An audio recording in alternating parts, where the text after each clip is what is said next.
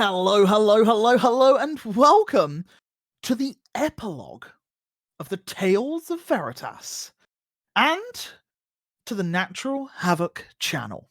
We are a group of friends and Twitch streamers that decided to play Dungeons and Dragons for over 2 whole years. We have been playing the 5th edition system. We have a lot of homebrew rules thrown in, and all of us are fully experienced veterans to the system. We do make mistakes, and we please do ask that you bear with us, but this is the epilogue. This is the very final episode of our 2 and a bit year long campaign. So I guess, without further ado, we'll get into the recap of what happened last time, because I know it's been a little while. Our party fell into the depths of the Spires of Ash as they descended into the lair of Malakesh. But not just Malakesh. Malakesh, the now blue and red ancient dragon. As he laid there with many arcane and divine practitioners siphoning magics into him, our party approached. Our party began conversing. And after just a few words, all hell broke loose. There were Yuan-Tai warriors, large snake men with blades to their sides, being commanded by Zazikael, a Yuan-Tai archmage for Shartusa. There were the Tungsten Wolves, being led by Yuno. And there were the evolved Drakenborn, that under now the new powers and might of Malakesh the Reborn. They too ascended to a new form. Our party fought valiantly against all of these threats, one by one conquering the fights before them. Until things began to look dire when their allies arrived. Contessa Coldstar, the Anchor, Coilash, Kellum, Eliash, and none other than Faddington Blair arrived to help these heroes. The battle was tough. Many people fell unconscious. Many people somehow remained unscathed. But many of the resources, abilities, and trinkets and magical items that they had were expended in this fraud. And as Yuno was slain and thrown to the lava beside him, Zazikael also thrown into the lava but managed to survive and is currently cowering to one side as everyone looks on to see Malakesh, the purple and blue energy, the V across his throat and chest, pulsing as the burning embers within his maw begin to get hotter and hotter, ready to unleash and engulf the party in blue flame. Andros stepped up to the beast, plunging his rapier with Decatha's might into the hole where the orb was crushed earlier by Grint's enlarged form. And as the blade penetrates him, all of you see a flash of green energy. Black, like smoky tendrils of arcane and necrotic magics ooze up the throat and neck of the creature. You see it go into the mouth as the eyes begin to crystallize in place, and you see the life before Malakesh fade as that purple and blue glow fades with it. The body of Malakesh the Reborn slumps forward, with all of you having to step back, and as its body cracks into the ground, you hear a large sigh come from its body as the ground around you begins to tremble ever so slightly. Andros, for the first roll of this epilogue, I need you to make me a Constitution saving throw, please. As you see all of this blackened, necrotic, and green energy pulse and then fly towards Andros into his chest, as you just see this energy being siphoned into him.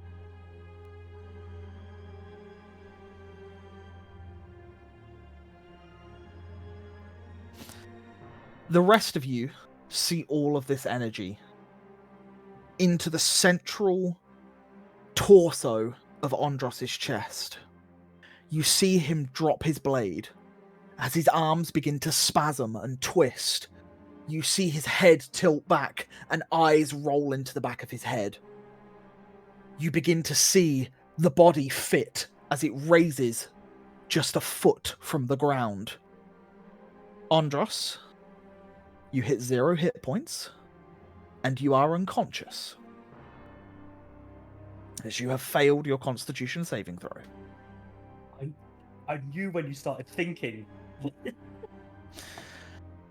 You all see his body lift up, and it is only for a moment until it falls and collapses into the ground. Can I catch him? Because I'm right next to him. Yeah, I'll allow you to... You soften the blow as he falls, and you manage to place him down gently. As you do, you start to see the ground beneath you, the man-made stone, in this instant, in this split second, begins cracking, as all the ground beneath you cracks from where Malakesh had fell.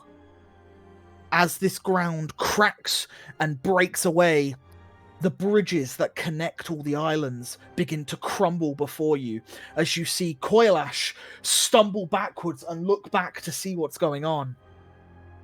The bridge that Eliash, Erhard, and Karvox are stood on begins to crumble away beneath their feet as well.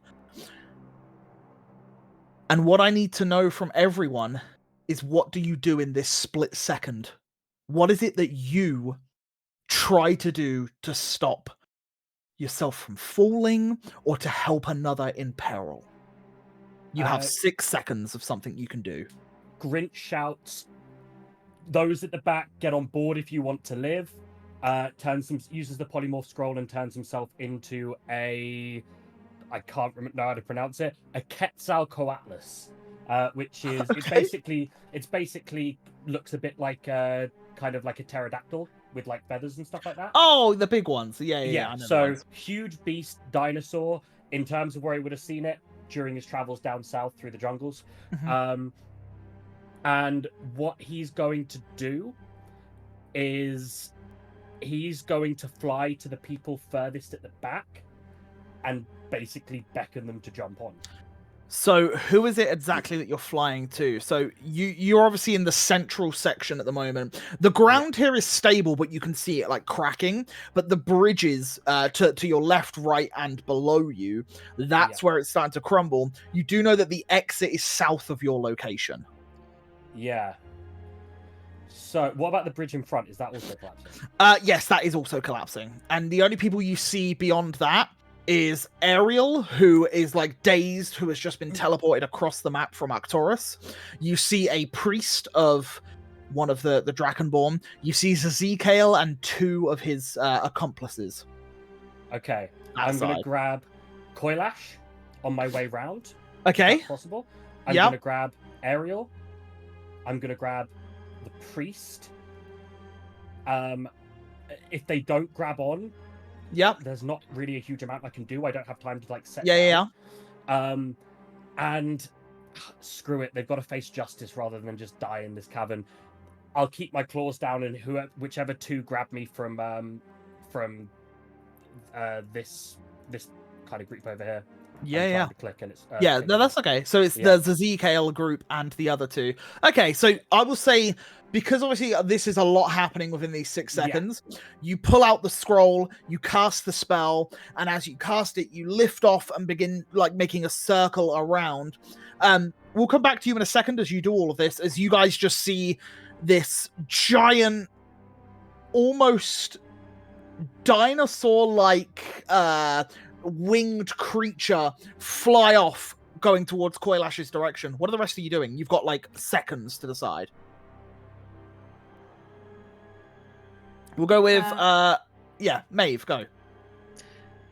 I technically can't do it in 6 seconds. I don't think, because if I remember correctly, tell me what you want to do, and we'll see how you go. What I want to do is I want to, seeing what Grint does, I want to, now that I've seen that, polymorph myself into that. But if I remember correctly, I was also raging and wild shape, so I don't think I can do it in 1 turn. So, I don't know if I can tell you what I would do in my next turn, but... Tell me what you're doing within this split 6 seconds that you have to act. Yeah, I think I would drop everything, my rage, my wild shape, and get to sort of the main area near Ondros and get ready to cast a spell. Okay, so we drop this. Not a problem. Yeah, as you drop down, you are still enlarged, because I believe someone cast, I think it was Erhard cast Twin Spell Enlarge, or someone else did anyway. But you two are enlarged at this point. Sorry, just a quick one. Grint wouldn't go for the 3. Ezekiel completely forgot that I was holding Ondros. He totally would have put Ondros on his back. So yeah, so you take... well, you can keep him in a claw. You can keep Ondros I'll keep Ondros in a claw and go for the other 3, but I'm going to leave Ezekiel. Okay, not a problem. So I'm just going to put you over this side in a minute. The rest of you won't be able to see a map at this moment, but that's fine. Our players can, because it's only just a quick, brief thing. We'll go next with Erhard. What are you doing? As I see Ondros go down, I think I would just cast a healing word. Okay. And give him the healing. Yep. So that he can be conscious. 9 healing. Okay. Ondros. I need you to make me a Constitution saving throw, please. Oh. Oh no! You cast the spell, but you feel something grasp it. Mm-hmm. Okay. I will still roll my d20 for the spell casting just because. 3. Jesus. And then I will run towards the exit. Yeah, so you start hightailing it? Yeah, not a problem. I will have from you, please, a dexterity saving throw. Yeah. As the bridge is collapsing beneath you as you run across it. Yeah. And it's just hard to run across. It's not a terribly high DC. 21. Yeah, 21 is perfect as you skip, jump, and make your way across to that area. And where you're stood there, the ground is fine, but I would say as you turn back to look to see where everyone else is going, you start to see the ceiling, parts of the rock fall, and you start to see the lava bubbling and popping as it is erupting within this small area at this time. Can I just shout, "Get out quick"? Mm-hmm. Find the exit. Yeah, as you've run that way. We'll go to Carvox next. What are you doing? I just need to know, where is Ondros' body right now? Ondros is with Grint flying in the air. And that is...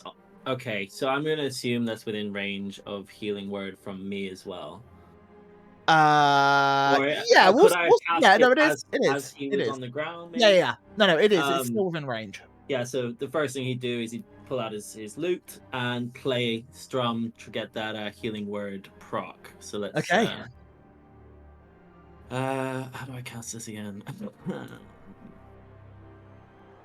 It should be on your attacks and actions in the center. And it is a level... Whatever level you've got, you can choose. Oh, okay, then I'll use a level 5. Okay, nice. Okay, Ondros. I need a Constitution saving throw, please. Yeah. Okay. We'll come back to you in a second. What's everyone else doing in this instant? If I see people polymorph, I'm gonna do exactly the same. Cast a spell to polymorph? Yep. Okay, what are you turning into? Yeah, I'm gonna go giant eagle as well, or something that can carry people out of here. Not a problem. So we'll go for a giant eagle for you as well. And are you going to pick any particular people up that you see, or is there what's Shion's aim for this few seconds? Who's closest to me? I mean, There's the Anchor, there's Kellum, there's Contessa, there is the Were Tiger, Ilda, and there is Faddington Blair. oh man. There's a lot of people. I would just go for the people closest to me, and yeah, whoever grabs on, grabs on. Okay, the two closest, and I'd say the only two you could carry in this form would be the Anchor and Faddington are the closest two. Yeah, so well then. The Anchor grabs your legs and he is heavy, and Faddington just jumps on your back and is screaming the entire time. But I will say, and do you fly towards the exit? Yeah. Okay, then I will say that you guys managed to get towards this exit section here. I do need a dexterity saving throw from you. It will be in a giant eagle form, so just roll me a d20, please, and I will look up the stats for the giant eagle. 12. A 12. Okay, that should be pretty good, because I think their dex is not bad. So that is a total of 15, which is a success, as you manage to avoid any of the crumbling remains as they fall to the ground as you fly towards the exit. Perfect. Next up, I'll say Arcturus then. What are you doing? Arcturus is firstly looking over at Eliash, because he knows he's hurt.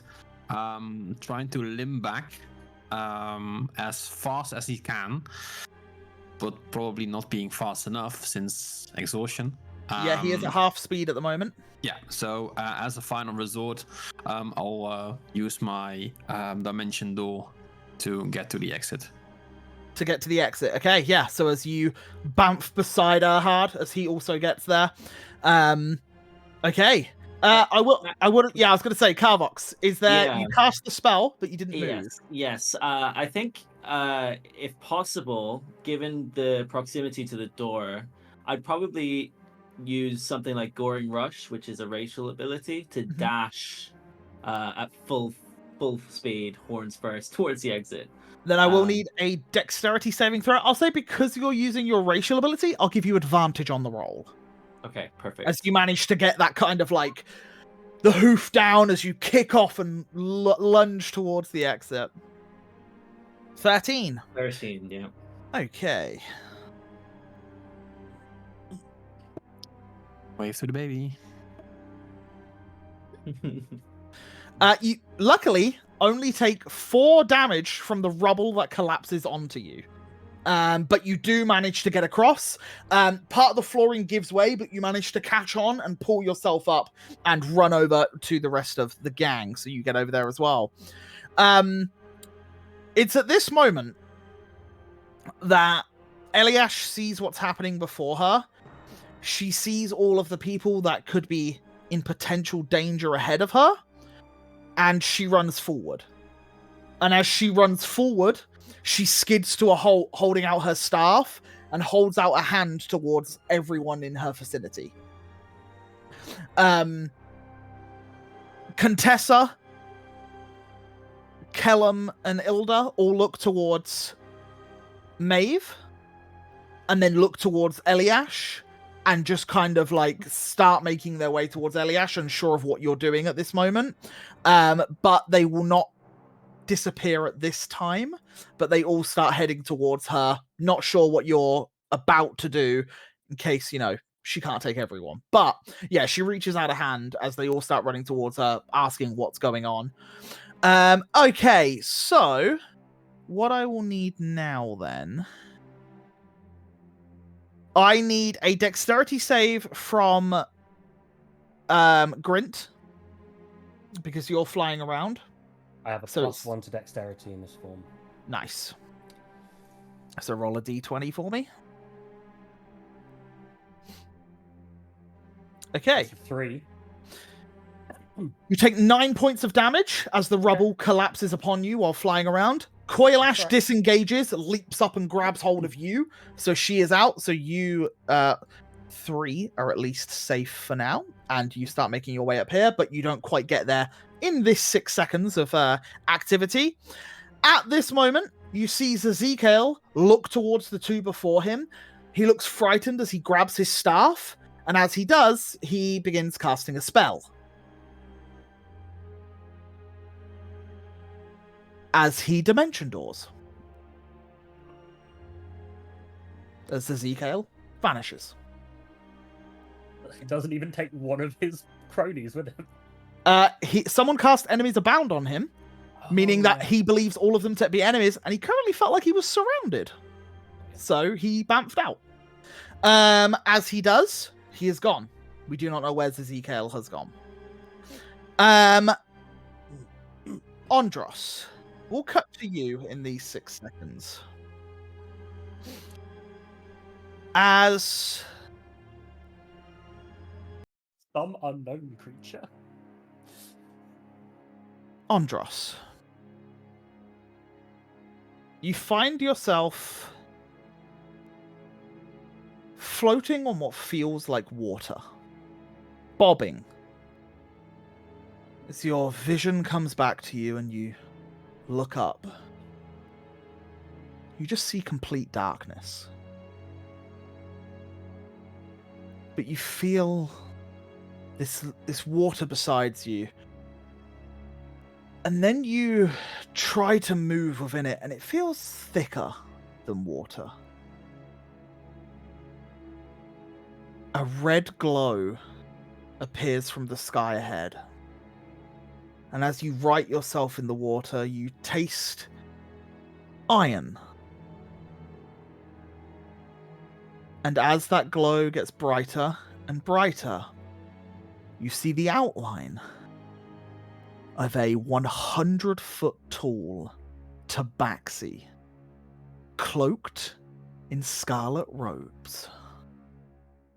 As she looks towards you, you see her place out a hand as this small beacon of white light appears before you. It's at this moment that you realize you are in a sea of blood.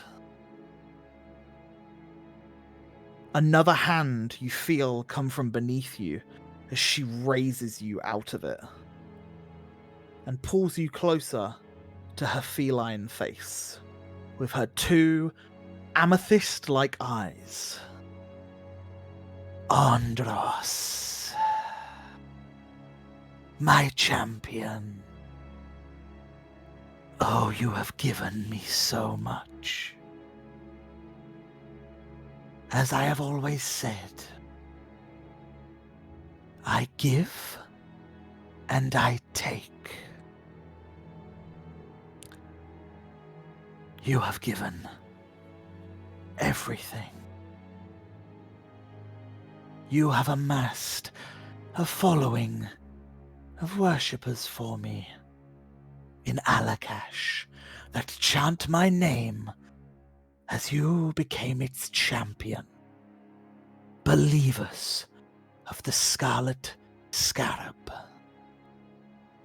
You have had those of Elenasta erect a statue in my name, a place of worship. And now, you give me power. Power of one that wished to ascend. Power enough to make a dream a reality. I need nothing more from you. You held up more than you needed to. But I'll give you a choice. Stand beside me.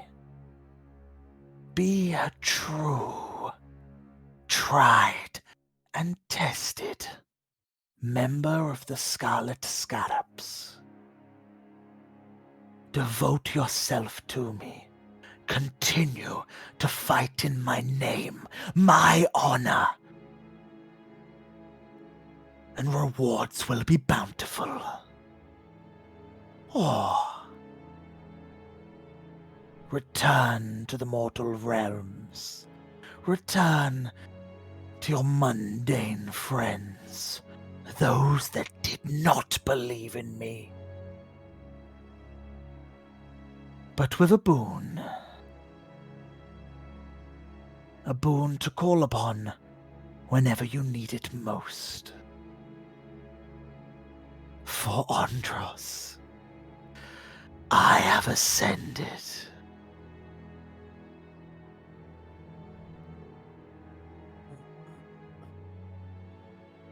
The last seconds you saw was the creature hit the ground, the floor begin to crack, and the energy hit into your torso.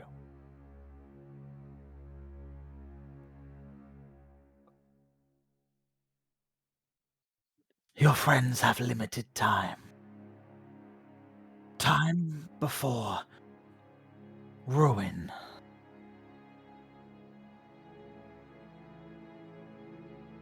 Only the fates will decide.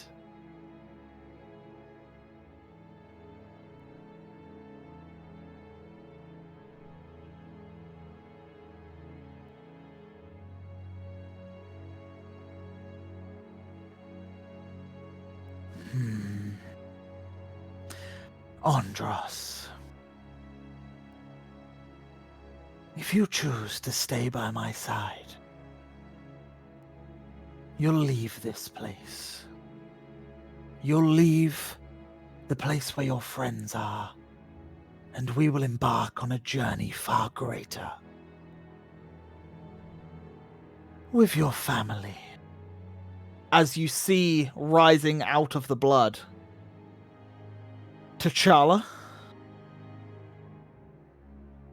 Brasta, and a few other Loxodon members, as they all rise from the blood in the same scarlet robes.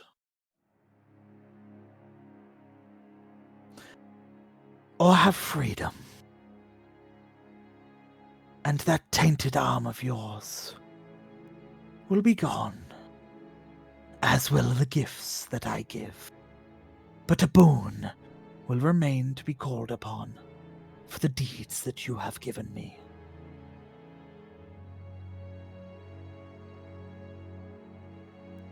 You feel the shadows around you wisp and shake.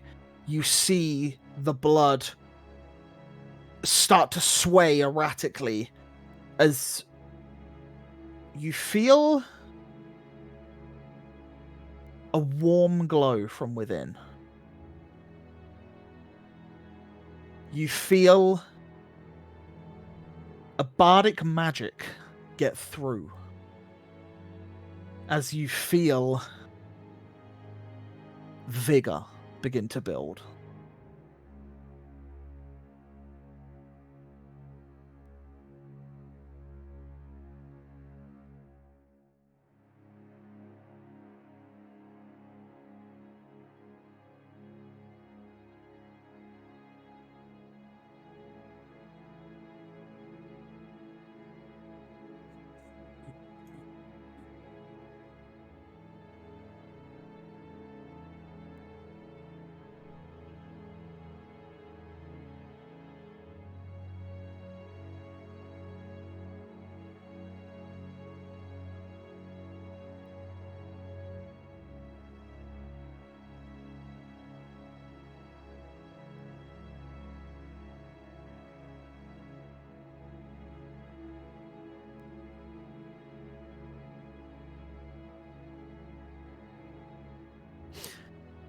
A pity. You truly were a great warrior. You see the arm with the light raise as it grasps you. And as it grasps you and holds you up, its palm extends as this light engulfs you. You look down to your arm as you see the necrosis begin to just fall away, as if but a secondary skin on top of your normal arm.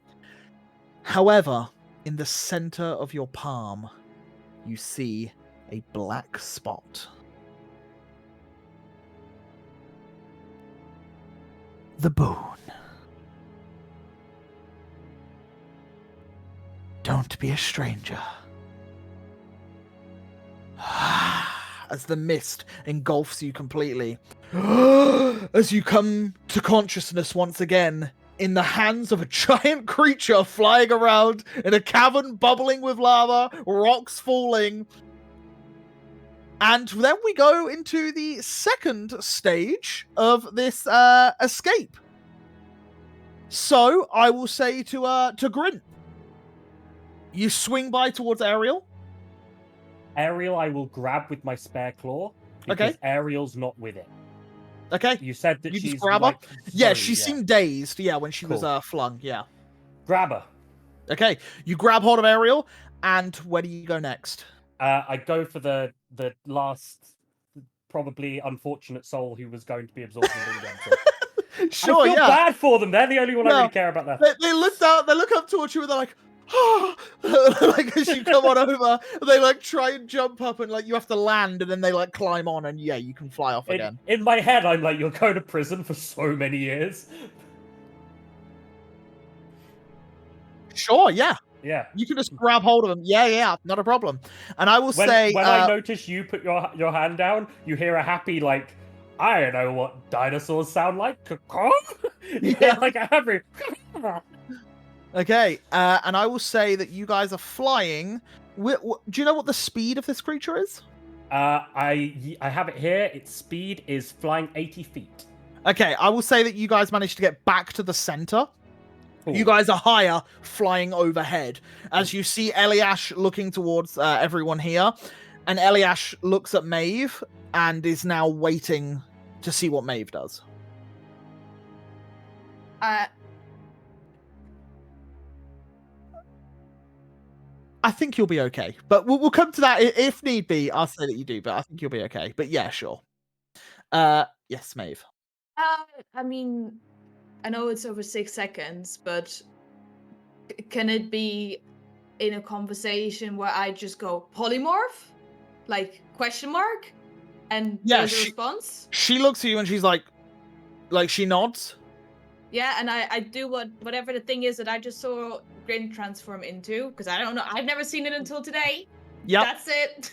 A Quetzalcoatlus. Yeah. You transform into the same creature as Eliash also transforms into a giant eagle, not knowing what you were going to turn into. And she casts polymorph instead. She grabs Contessa, and then I'll say that you grab the were-tiger and you grab Kellum as you swoop on by, picking them both up. And then I will say that you guys managed to get much closer towards the exit. But before you do, Maeve, I need a dexterity saving throw, please. It's a d20, is it? Or yeah, roll a d20 and then it's a +1. Do you need one from me for this time? Yes, as well, please. Not 20. You slink through them. 7. As this time you take 11 points of damage, so please make a note if it's getting closer. Guys, it's fine. I changed form. I would have been dead 2 times over. How much HP do we form. have? I don't know this thing. We have 30 hit points, so I have 10. Oh. I have 10, so I'm basically back. Okay, the rest of you that are towards the exit, do you guys start running up towards the stairs? Or do you wait? Who's waiting? Who's doing what? Hard go. I think whoever looks most beaten, I will just do a cure wounds with the flute. So to those around you? Yeah. Okay. Like a touching. Yeah, I'll say that you in the close most proximity and who looks most beaten. The most beat is probably the anchor, or well, Shion's in her bird form now, or Eliash. Oh no, Eliash wouldn't be there. Carvox, I guess. Yeah, Carvox. You can heal Carvox. Sure. Yeah, we'll say that you heal him. You don't need to roll the hit points because there is no threat if you guys are leaving at this point. So I will say that, yeah, as you guys get there, you all start running up the stairs as you start to feel the ground quake beneath you. Arcturus, Eliash, Carvox, Shion, the Anchor, Kellum, Contessa, and Maeve, all of you managed to get to this exit. Those polymorphed into huge creatures, which is Grint and Maeve, can't fit through, so you will have to unpolymorph and run. But I will say that all of you managed to do so. Grint, I need one final dexterity saving throw from you as you technically go into that third turn because you weren't able to get enough movement to get all the way down here. Cool. Come on. That'll be a 9. 7 points of damage. You live. As Grint, you feel the magic waning. You feel it waning. Just as you get to the exit, you bamf out. Everyone kind of like clatters to the floor, picking themselves up and then running up the stairs as soon as they can. And I imagine Grint is limping up those stairs at this point as well. Grint falls like spine first as he kind of polymorphs back into his regular self with his only 8 hit points anyway. Mhm. As he's picked up by Hondros, he goes, I won't be needing this, will I? And passes him his tribal dagger back. And puts it on his chest. As you guys start running up the staircase and out. And as you do, we will, I'm just going to drag you guys to a different map that no one needs to see it, but it's just the usual home screen that we normally have. As all of you start to ascend and you start to run outside, as you do, you see Dragonborn warriors on their hands and knees, blades down, shields down. You see Arkenvale soldiers, Tri-Spire wizards. You see Kavokian warriors. You see knights of Craddock, of the different banners, the houses and such. And you just see a variety of broken, bloodied and wounded Dragonborn, Tungsten wolves, and Yuan-Tais all throughout. As you guys step out, the rumbling seems to stop, as then you hear an almighty thud as part of the cavern below, where you've just come from, collapses in on itself, blocking anyone that's still down there from escaping. And as you run up, looking around, you see that the battle is over. You see that victory has been had. And those that remain loyal to Malakesh, Zazikael, Yuno, Ariel have surrendered. And as Ariel and the priestess run upstairs as well, they look towards you all. The priestess steps away and immediately hunkers down with the other Dragonborn beside her. Ariel looks to you, pulls out her blade, throws it on the floor at your feet. Grint at this point reduces back to his regular size, coughs up some blood, and collapses. Yeah. With, like, nothing left. I'm done. You see on Ariel's face tears streaming.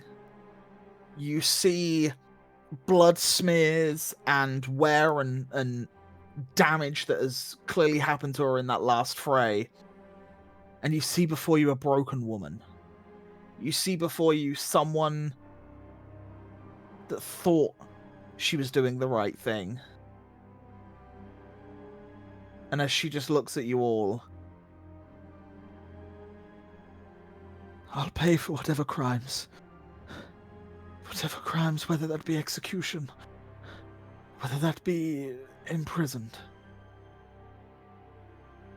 I should not have blindly followed him. You killed my people once before, but please don't kill them again for my own quarrels. It is me you want. I orchestrated it all. And she just looks at you, sorrowful, all of you, as you're stood before her. And kind of turns his face on the floor a little bit and just says, "Let her face her crimes properly." As he kind of gets up to one knee. "I didn't save her just for her to be slaughtered here." No, I think the people of Arkenvale should be her judges.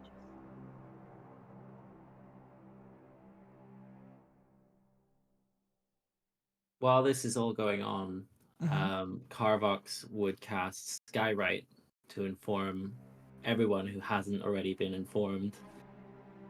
The Iron Vortex has succeeded. Eros is saved. Malakesh has been slain. Nice. So this paragraph, this small sentence fills the clouds as they swirl into the lettering above. And yeah, as you look out to the fray, you see winged drakes down on the grounds, head low, still alive. You see Tri-Spire wizards, wands out, staffs out, floating in the air, pointing towards various members, and you start to leave the fortress. And as you do and step outside, you just see bodies littering the floors. Friend and foe. Drakenborn, tungsten wolves, Yuan-Tai shamans. You see hundreds of dead corpses at the foot of the door.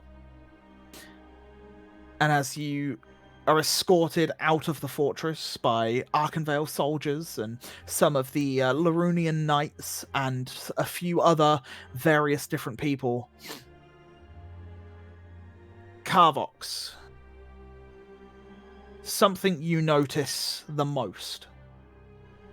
When you get to the gates of the Spires of Ash, you see hundreds of Minotaur warriors. You see hundreds of braves dead at the gates, as it looks like they were the first to strike the walls. And I will say, can I have a perception check from you, Carvox?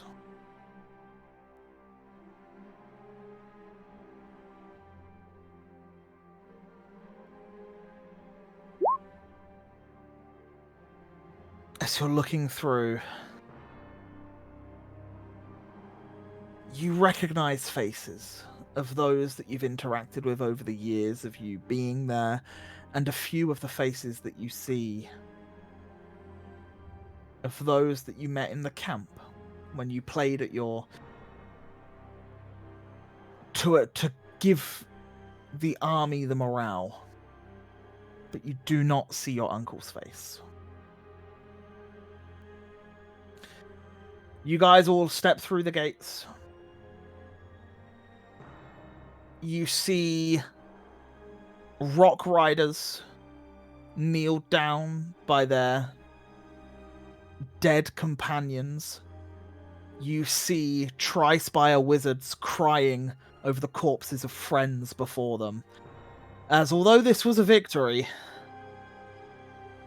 a lot of folk died.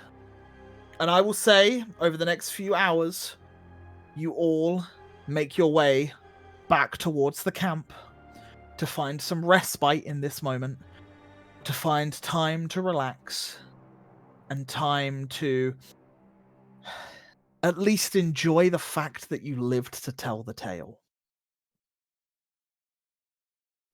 And when you all bed down for that evening, some with remorse, some with happy thoughts and the victory that was before them, some with vengeance, slaying those that have plagued them for some time, and maybe some with just relief Relief that it's all finally over. Andros, in this moment, you feel powerless. You feel all of that power that you once had, the shadows that you could summon, the abilities that you used to use, gone.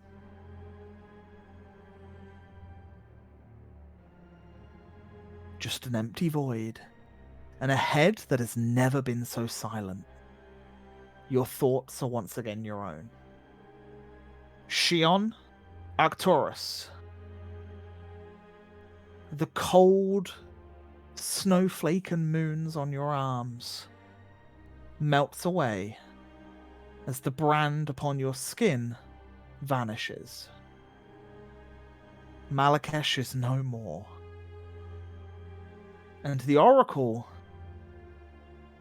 well, her quest has been complete. You retain your powers,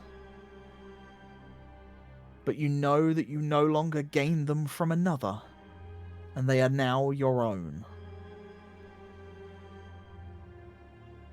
Ahad, you sit down wondering if your friends made it, wondering if those close to you survived the fray, when you hear Sognar and Arcadius chirping away and laughing to one another as they come round the corner and see you.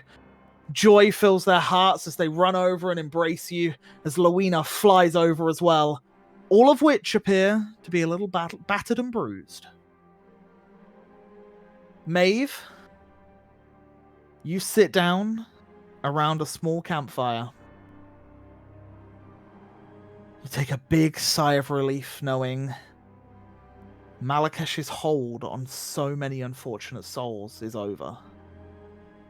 And that true corruption has been thwarted this day. You feel a sense of accomplishment, and you feel a warm breeze on the air as those same familiar pink petals fly past. Carvox, you have a moment to yourself, wondering who survived from the Braves and what happens next for you. As you see one or two of them return to the camp, but your uncle's face is not amongst them. Grint, you wander the camp for a while, trying to find out who survived. When you see Taran in the medical ward, you see bandages wrapped around one of his legs and bandages across his face. But he has survived this day. And Arcturus, who just vanished, would notice that besides Taran is Sesenia, making sure that he's okay, with tears of joy in her eyes as she holds his hand tightly. And besides Arcturus, Eliash just grabs his hand gently as they look on into the medical tent. I'll tell him when he gets back. Thank you very much. And now we will say 2 weeks pass. Just quickly, one thing Yep. that Grint wants to do just before the end of the night. He Yep. goes to wherever Ariel's being locked up, passes her a drink, and says, "You were fooled. You made very bad decisions. But I don't believe you're an evil person. Live the rest of however long your life is making up for this grand mistake." And he allows her to have a drink to at least celebrate the fact she didn't die. And I think she takes it. She sees no malice or poisoning, and there are people that are ridiculing her as they walk past. Her and the other Dragonborn that are locked up within these cages made sure that they don't cause any more mischief. But she takes that drink, knowing that there is no malice coming from you in this moment. But you all rest, and over the next 2 weeks, you and the armies, yep. Just wanted to add, because there's a time restraint, Maeve Yep. would have offered to revive a person of significance within the 10 Okay. days that I have, because after 10 days, I can't do it anymore. Okay. That does mean finding the body.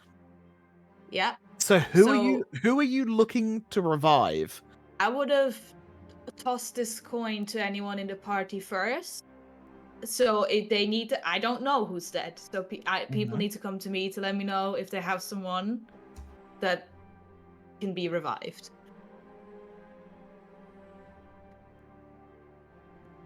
So does anyone? Is there anyone that people want to check in on to make sure that they are alive, or anyone in particular that anyone can think of? Are all three of mine alive? There's Tarion and... I'm just getting to the sheet so I can see. So the ones that failed were the aerial combatants and the foot troop combatants. So the ones that failed massively were foot troops, which are the Kavokian warriors, which consists of the Braves. It also consists of many of the banners, so quite a few of the individuals that you would know would have perished. I am going to roll 2 dice to the GM. One is going to be for one of them. Yep. Okay. Their names. Remind me who they were again. It was... It's been a couple weeks. Yeah, I know. I've got them here is- somewhere. I've just got to find them. Yeah, so have I. Actually, let me get my Word document up. Well, I'll tell you this. Yeah. Whichever one you tell me first. Roll. Dazia.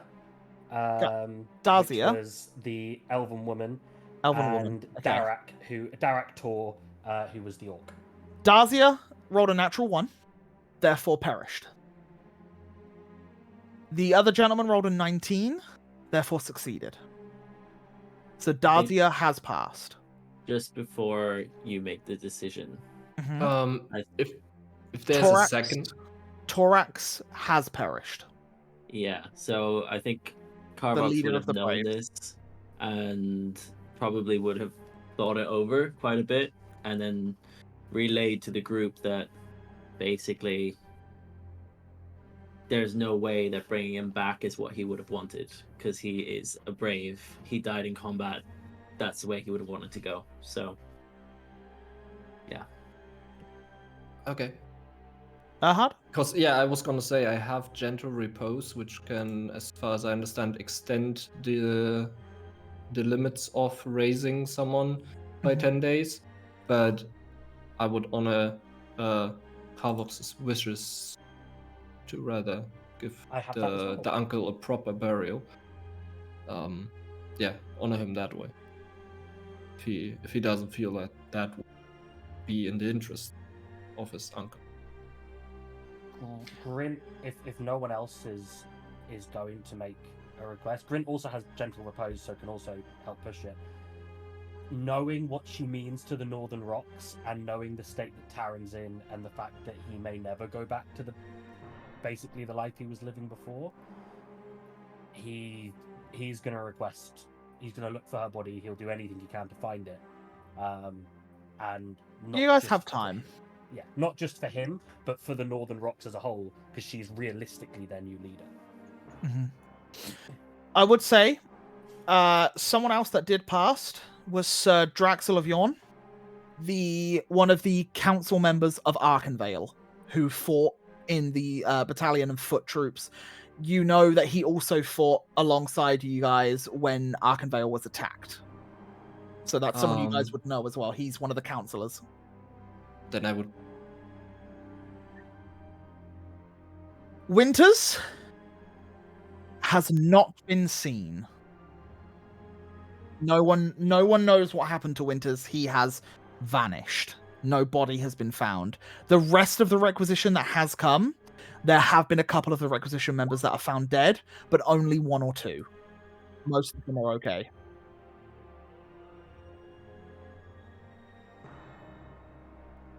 Yeah, last you know that Winters went to investigate the lair of Malakesh, and that was his last sighting. You don't know if he was murdered, killed, no idea, but that was his last sighting in there.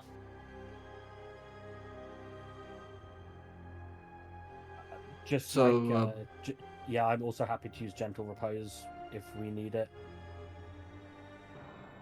So yeah, so I will say then, in that scenario, who are you choosing? I assume Me? do you just have the one? I only have resources. I can do the spell multiple times, but I only have resources for one. For one. So in this So moment, I will say that you have the choice of who would you save before the 2 weeks go ahead.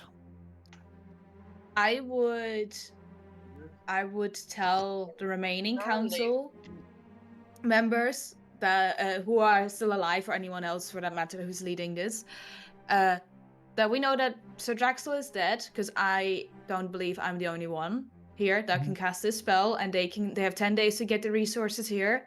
They can find other people to come revive him. I'm gonna go for my friend. Grin's more important. Okay. So we'll go looking for Daria. Yeah. Yeah, Darzia. Darzia. I will say then you resurrect Darzia. Which spell are you using to resurrect her? It is called Reincarnate. Yep, I thought that might be the one. So, I'll let you roll a D100, please, to see what race she turns into. Oh, we find her? Cool. Yeah, you'll find her. Can I ask what the components are for this? Ointments up to 1,000, well, at least 1,000 gold pieces worth. Okay. That's a 42. 42. Okay, we'll come back to that in a moment. Oh, no. So the bodies of the fallen are gathered up. All of those that seemed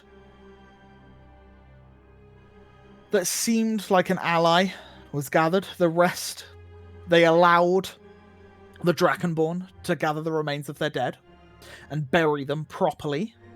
But in the deserts of Quirin / the Kajami jungles, like that sort of border between the two, as this is a constant reminder of what happened here at the Spires of Ash. And this is a place where, if they are to be freed or whatever, they can return to say goodbye to their loved ones and remember those that are here. And then, yeah, over the next few days, while you guys are preparing to bring Darzia back, a lot of the army and certain individuals are teleported back to their various locations. All of you are offered to return to Arkenvale with most of the Tri-Spire wizards, because they would like, to honor the wardens and their friends and their companions, and to, have acknowledgement of their heroics, and after which, to then be taken to wherever they need to go. But let's do the reincarnation. So,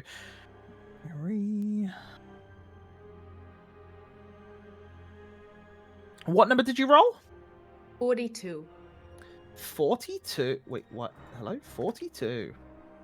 Okay. So, let's have a little look here. Hilarious.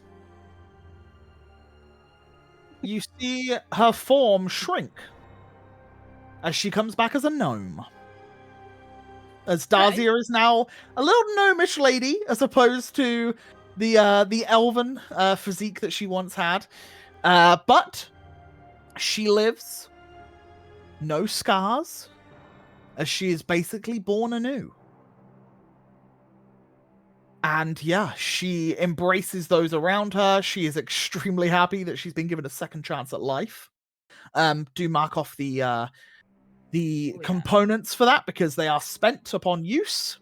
And yeah, you guys managed to bring someone of importance to the rocks, the Larunian rocks. Wait, what were they called? The Northern Rocks. Northern Rocks. Thank you. The Northern Rocks. As a quite influential member. Manages to survive and hopefully help with the growth of Sventas and everything that needs to be going on there. So, the Northern Rocks will return back home Sesenia and Taran will return with you guys to Arkenvale because Taran is in no fit state for war and needs to be properly looked after, and Sesenia wishes to follow with her brother and obviously with her lover. So over the next few days, you guys all do get teleported across. Sir Draxel of Yorn, his body is recovered and is transported back to Arkenvale. It takes about three or 4 days before they do so, and they don't, at least as of yet, intend on reviving him. He was a very proud man, and if it was by means similar to what you've just done, knowing that they could change form, it could break him. He's very proud of his heritage and his ancestry. So you all return to Arkenvale. A parade is put on throughout Arkenvale. I'm going to change the music because this is far too sinister at this point. Yeah. Can I jump in and say that Carvox would not join the others Okay. in his return?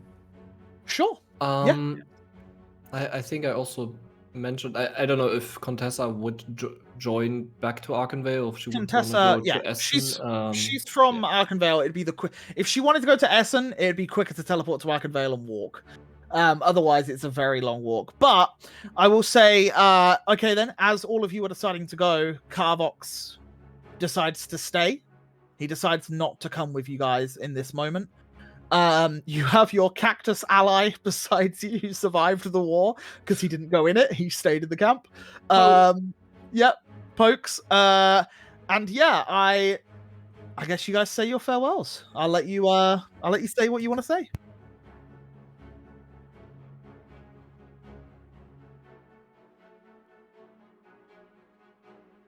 You would have got a sense. You know, everyone's magic is like unique to them, and the magic that you felt and the vigor you felt very metal.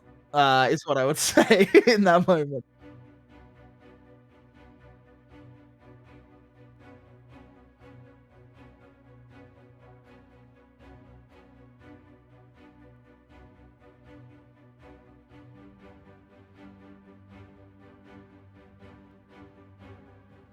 Yeah, Dondos, you're the way it's gonna be, dude. Like, I'm just glad you're here, and you're a hero, dude. You slayed that dragon, you did that thing. Just keep riding the waves, dog. You're good. And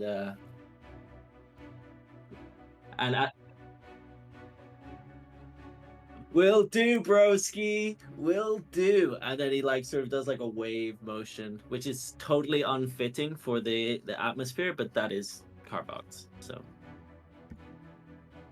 does anyone else say any last moments to Carvox? Yeah, I want to like really thank him, and if you ever get tired of that new manager of yours and want your old one back, you'll know where to find me. And I'll let him, if he wants to, inscribe his name on my chakram. So he can like I'll play it like this. Oh, you can autograph this for me, darling.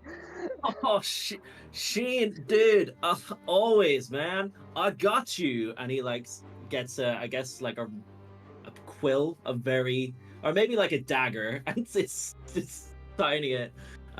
Just Blighthorn, and it's a very like awkward size. Like it's a little bit bigger than you probably wanted on there, but he's front and center on the. Yeah. So, Anyone else? Arcturus probably would have thanked him in general for everything he's done. In the short amount of time he's been with the party, he probably saved us multiple times with. In Arcturus's eyes, some weird magic decisions, but in the end they worked, so kudos to that.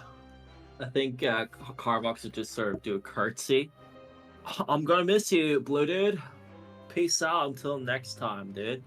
And I'm very awkwardly like the... yeah. Grint will go up to him and say, "Are you sure? Losing family is never a good time to be on your own." Yeah, I need to be here. I need to be here and figure out what's next for me. But I'll be watching you guys, and maybe one day you'll cross paths. I'm still gonna be on tour, so check out the concerts, dude. I need a concert for my daughters, so I'm booking that in ASAP. Yeah, just speak to Pokes. He's Pokes. You got tickets? Well, we do not have the tickets as of right at this moment, but what we can do is we can provide such things for you. Could we maybe arrange for a meeting of some sorts with you, Master Grint? Unfortunately, yes, Pokes. Yes, you can. Oh, fantastic. In fact, I'm now actually in a position to book you a venue. Oh, well, that is splendid. Well, I'll needle you in.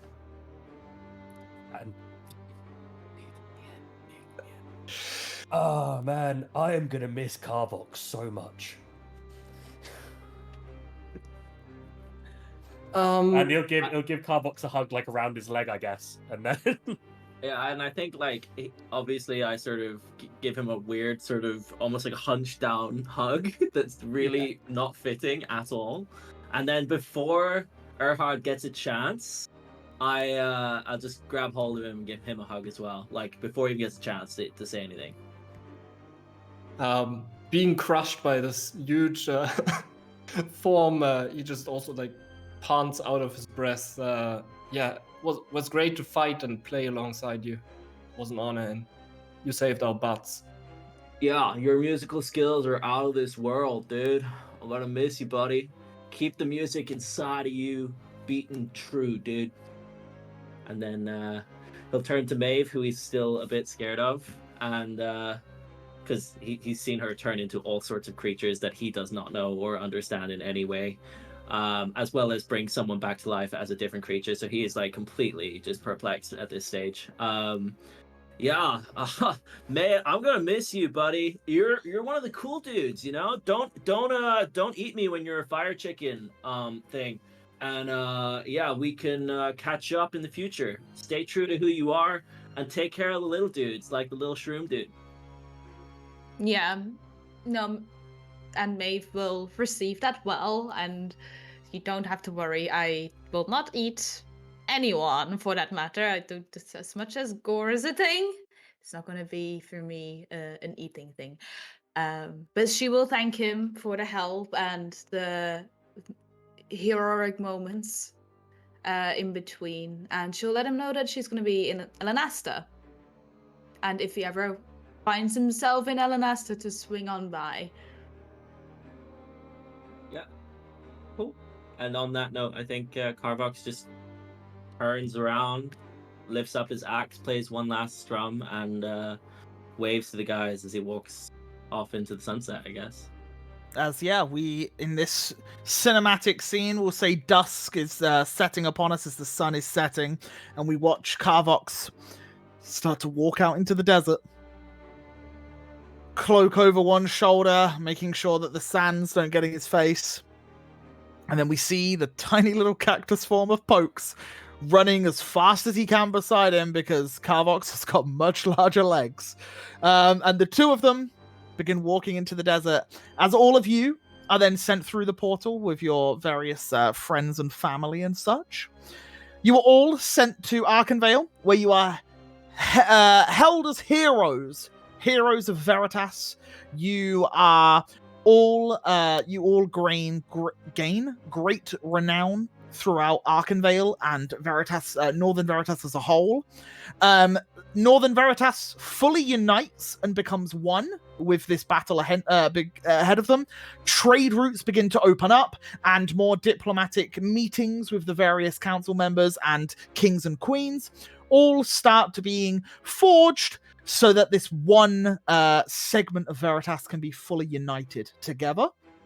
While all this is happening in the next 2 weeks, Grint, you are given a piece of property in Arkenvale for whenever you wish to revisit. It's only a small, humble home for yourself, but it is much better than the home you originally had when you first met these guys.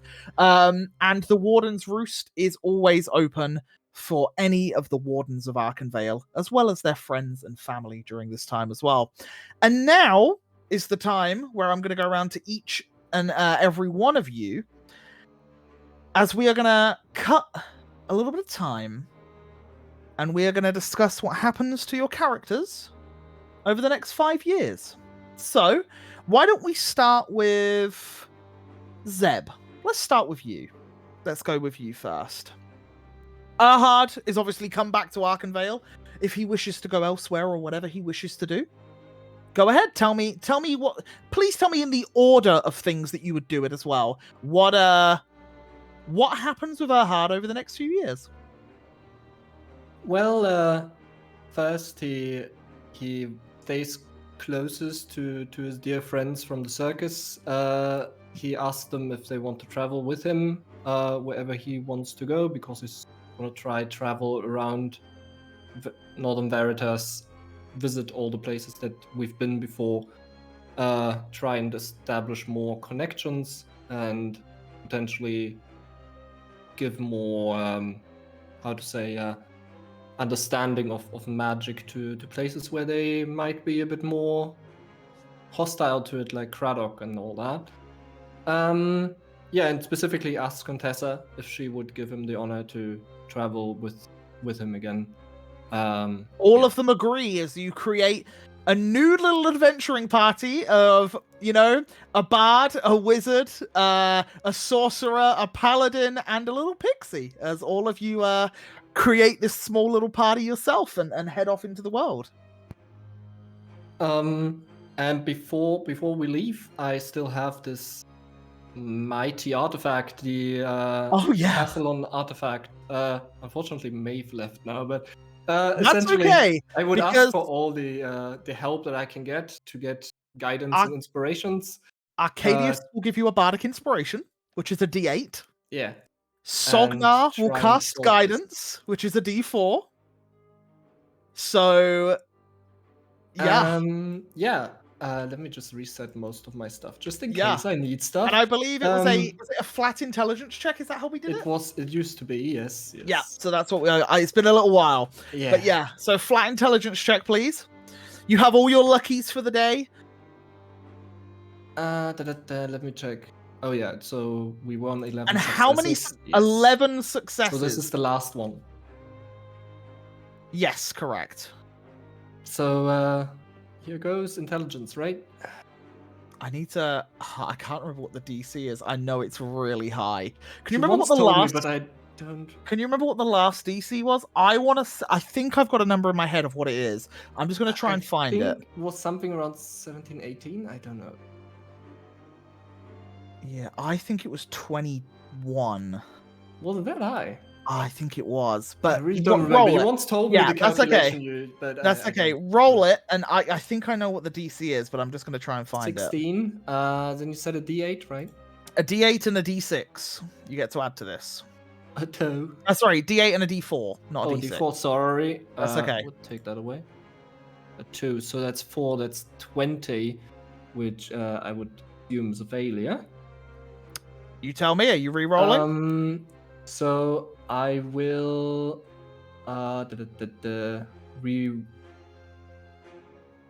Well, I have this thing where I fail a check and then I can re-roll. Yep. So it depends on that essentially, but I'll tell you now, a 20 is not a success. Yeah. So I use my magical guidance to tap into the source and get another re-roll of the 20. Go for it. I want you to succeed on this so bad.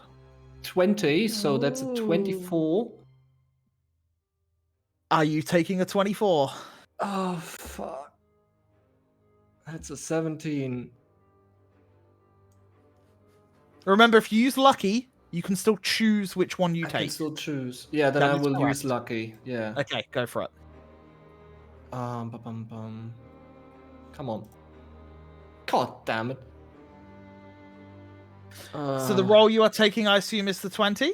Yes. The Tides of Chaos. We used to do that I did that after the fact, but that one I wouldn't be able to choose, right? How does Tides of Chaos work? You can manipulate the forces, gain advantage on an attack roll, ability check, or saving throw. Yeah, that's essentially... It is an ability check. Yeah. But that one I wouldn't be I'll let able you to roll it if choose you. as fast as It's I your understand. choice. It's your choice. You can roll this last one or take the 20, you can roll this last one or take the 20, and it'll be 24 total. I think I would keep 24. I don't think I will get higher than that. What? You spend some time twisting the ball, trying to get the ring in place. You push the ring to the very center when you feel resistance. You try your hardest to push that last ring in. I want you to roll me a D100, please. All right. 36. No. Black hole machine. Give me 2 seconds. Wouldn't be his first. Yeah. Malakesh is revived. No. Yeah. I need Malakesh is you- revived. I need you to roll me a D10, please. God damn you. A 10. I don't know if that's a good thing. We're not Based sure. off This is Onion already facial on some expression. Onion's tables. facial that he- expression yeah. says that's not Oh, good. no. We killed him once. We can do it again. You have a Fireball. choice. Yes. You succeed but take the surge, or you fail and don't take the surge. Take the surge. Take the surge. You Take fucker. Is the this the surge. aging thing again? I can't look at you. I will take the surge. You age 10 years. I knew that this was. I had You this rolled number. the same now before. that you said that, I remember. That's why I was like, oh no, he's rolled the same number. And again a 10. And a 10 again. So you've aged 20 years in like the last 2 weeks of this campaign. Officially So you are middle-aged. now, how old are you now? I'm 45. 45. Started at 25. You're older than Grint now. Your wild magic pushes beyond the barrier and the possibilities that you can, and allows you to click this last ring in. And as it does, your entire world is turned upside down for a moment, as you are violently thrown through a portal. As you come clattering to the ground of what looks to be like a triangular stone room. The walls filled with bookcases, and a desk in the center.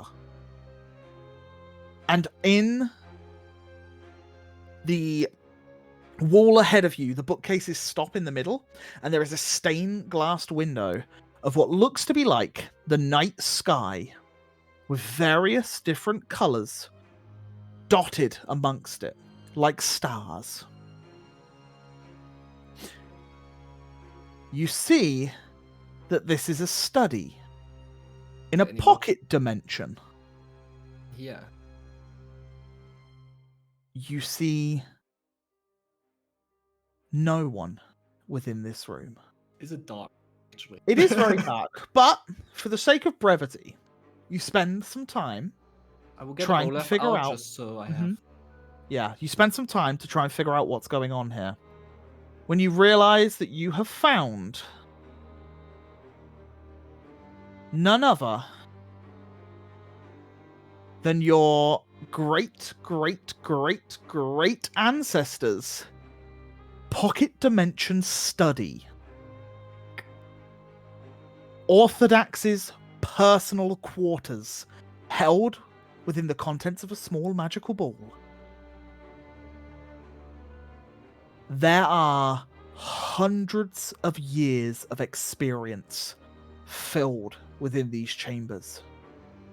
Documents on how to teleport a city to the plains of the Feywild. Documents of how to close rifts to the Nine Hells. And various other scrolls, magical books, and trinkets. This is one of the greatest discoveries in the last 1,000 years. And it is in your hands. Definitely worth the 10 years. Would I know from solving the artifact and being in this dimension or pocket dimension and understanding that it is what it is, would I understand that I can now leave and enter at will? Maybe. Correct. Okay. So now I that would you have leave- fully succeeded the puzzle, you would know that if you were to leave this chamber, which all you need to do is press the red star on the astral, what's it called? What did I just call it? Glazing stained glass window. Yeah, the red star in the center. By pressing that, it exudes you back out to where you were, and you now know the correct combination to enter that at any time you wish. And it is your own pocket dimension. All right. And I will obviously, like you said, I gathered all the information, what's in there, and I will leave. One of the books you do find teaches you the spell Simulacrum to make clones of yourself. Yes. However, it is not of magic that you, I believe, can cast at this point. Yeah. Because it's too high of High a level level. for you. Mhm. But if you were to get to that level, you would now know how Orthodox was able to put himself in all corners of the world. Cool. Yes. I will. Now my brain needs to do that. You said I found about the Symmetra. I will actually grab the information about making a city disappear and pump back out. I assume I'm still in Arkenvale. I take the artifact, I put it in a pocket. Is the party with me? Not this party, but the other party, because this would have taken some time when you took, you got together your band and started venturing out. But at some point you sat down and fixed that final ring of the orb. Maybe there was some hesitation on what was going to happen, and you tried to go out into the wilds where you were completely safe in case it exploded or something like that. You just weren't sure. Yes. Yeah, you know.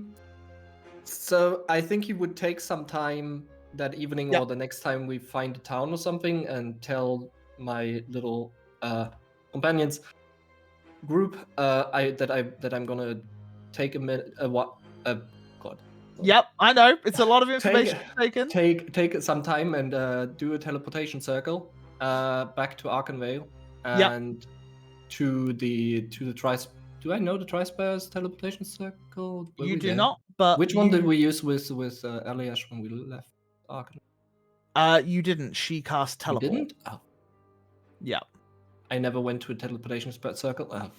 Oh. Remember, we are cutting time, so I will say that you managed to read it so that you could do it. Yeah, I would go back so I could visit Arcturus and Eliash that I assume are still in the Trispires, and tell them about this. You tell them about all the information. Tell them about the information about this treasure trove of, arcane everything. And continue on the travels. Go back to, I assume, can I go back to that where I leave with teleportation? Oh god, I didn't think. You're making this more confusing than it needs to be. So we're cutting time. Yes. So you tell me what happens over the next 5 years. Yes, let's continue with that. So I do the artifact. I will. My first order of things, I would wanna go to Craddock, like what I mentioned, help set up networks within the different magical academies, but also help them establish. And how long do you wish to stay in this time helping them establish the...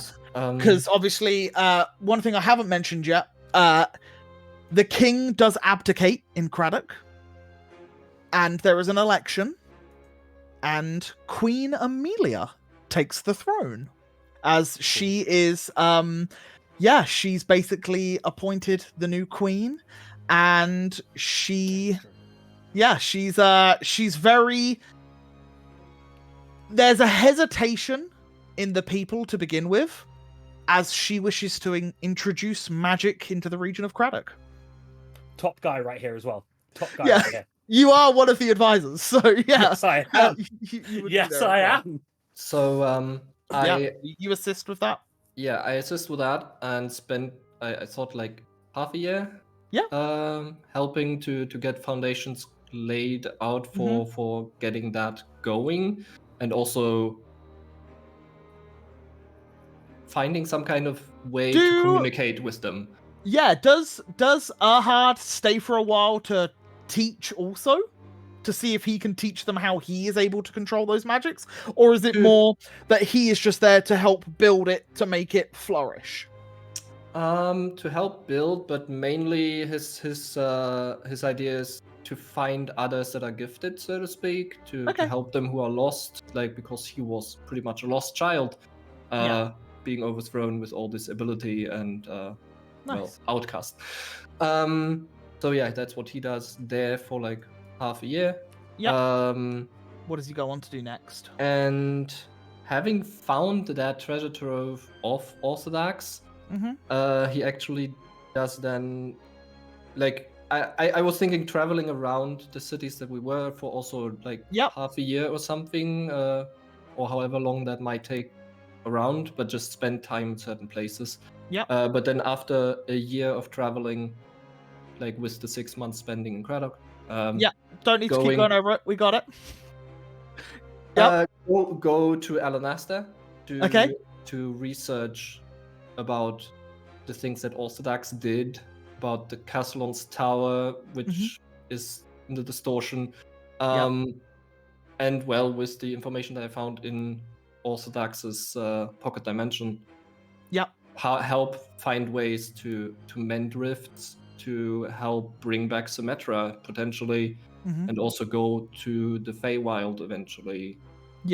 And that would take spend bringing back time Symmetra and learning about Symmetra and the tower would take years. It would take quite a long time to establish that and get that set up. And you would know with the research notes that you would have is that you would also have to find Symmetra to give it a linking, an anchor between the two. So you would place something where Symmetra was, and then you would go back and then find something where you'd find Symmetra and place something that links the two so that that connection could then be taken back.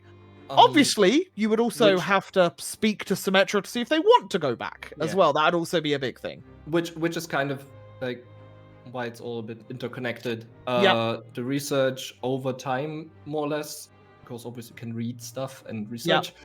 Give also to other, like there is the Research Academy where my father worked. Give them information that they can also help work through this.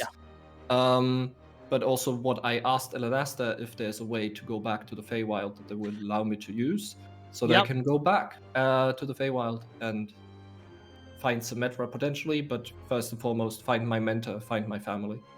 Is that pretty much what you're set with Erhard doing? Yeah, that's pretty much what I'm doing. Awesome. So I will say then, over that 5 years, you travel for a year. You help the foundations of Craddock. You head to Elanasta. You begin uncovering the secrets of Orthodox and how he transported an entire city. You end up finding a way to get into the Feywild. You rekindle with your mentor. You return back to the Unicorn Sanctuary, and you also are on the brink and probably end up finding Symmetra itself, which is a whole nother thing for Erhard to explore. And he goes with Arcadius, Sognar, and Luina, and Contessa, who does also agree to be Erhard's personal bodyguard throughout all of this and assist. And Lan, let's cut over to you. So, what does Shion do over the next 5 years? One question. Yeah. Does Maeve get called upon in the next 5 years?